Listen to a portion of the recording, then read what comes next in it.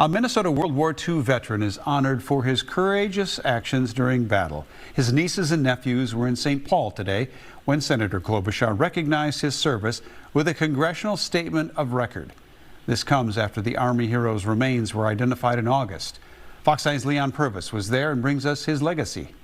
Just knowing to honor someone after 80 years that finally put it to rest, have a gravesite in New Ulm to bury his remains, it'll be surreal. That moment, 80 years in the making.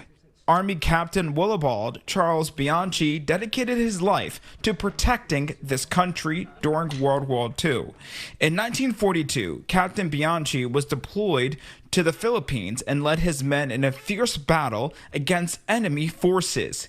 He was wounded multiple times, taking 2 bullets in his left hand, wounded in the chest, and still climbed to the top of a tank to fire the anti-aircraft machine gun.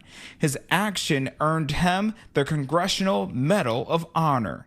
Here is a small-town farm boy from New Ulm who goes on to be a true hero, saved lives in the Philippines, and then, of course, captured as a prisoner of war, makes it through the Bataan Death March, keeps the spirits up of his fellow prisoners of war. Senator Amy Klobuchar says fellow soldiers credit Bianchi for saving lives in that infamous Death March. Bianchi was a prisoner of war for more than 3 years, but never lost his sense of duty or faith.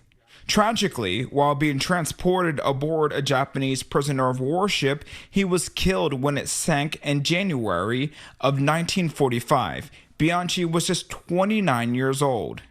In honor of his bravery and service to this country, Senator Klobuchar granted his nieces and nephews a Congressional Statement of the Record. It's been a whirlwind for the family after Bianchi's remains were identified in August of this year.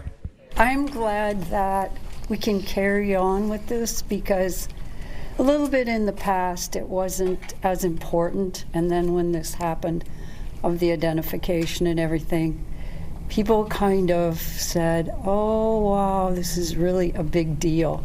There's no set date on when his remains will return, but his family plans to give him a proper military burial. In St. Paul, Leon Purvis, Fox 9. Still